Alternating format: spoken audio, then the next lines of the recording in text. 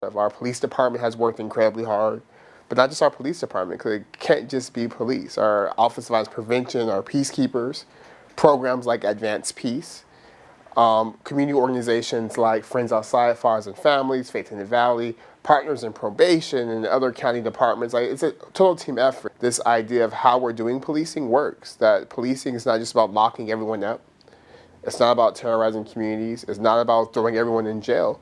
But it's really about increasing opportunity. It's showing that it's working. So I think we have a lot to be proud of, and we have to build on that success, because I think the numbers last year could have been even better, but for the terrible spike we had the first 6 months. So now this year we have to make sure we're focused on kind of what we know makes us successful, so that we don't have a spike, and that we just have a quiet year round, and we have the safe community that we all deserve.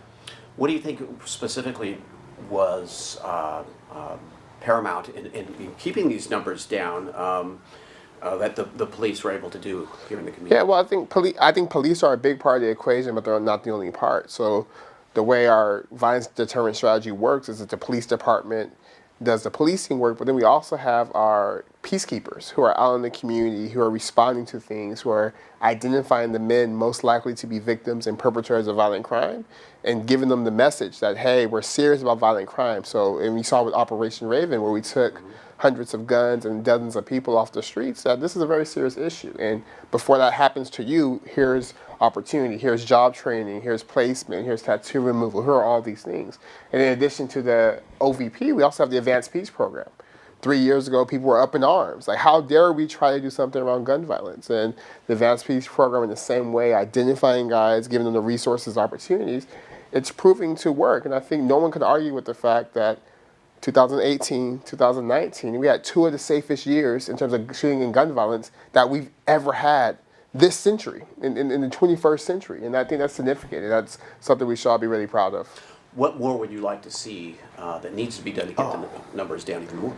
Absolutely. I think we have to do more prevention. I think before these young men become the victims and perpetrators of violent crime, they're third graders who aren't reading at grade level. They're sixth graders who are going to school hungry. They're 10th graders on the verge of dropping out. So how do we make sure we're preventing and having mentorship programs and opportunities for young people before they become on our list of folks that we have to message and talk to and do all these services for?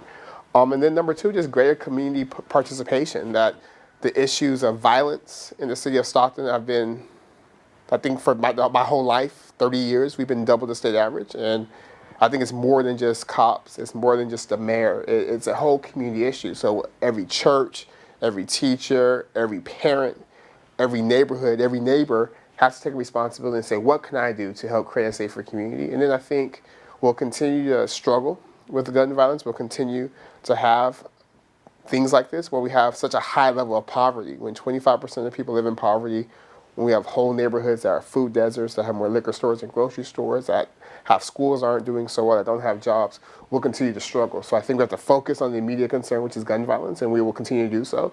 But then as we continue to see the number go down, we have to think bigger in terms of how do we change the environment that these things happen in. Sort of on the environment angle here, you know, the perception is something that the city is constantly battling. You know, I mentioned I was in Sacramento. I ran into a couple of people who mentioned that I work in Stockton, and right away they're like, "Oh, that's full of crime. That's dangerous over there." One guy said it's like the Wild West, bankruptcy. How do you fight that? I think we fight it by keep doing what we're doing. So I think a lot of people, not just in Sacramento, but sadly some people in our very community are still playing a TV show that was accurate in 2011 and 2012.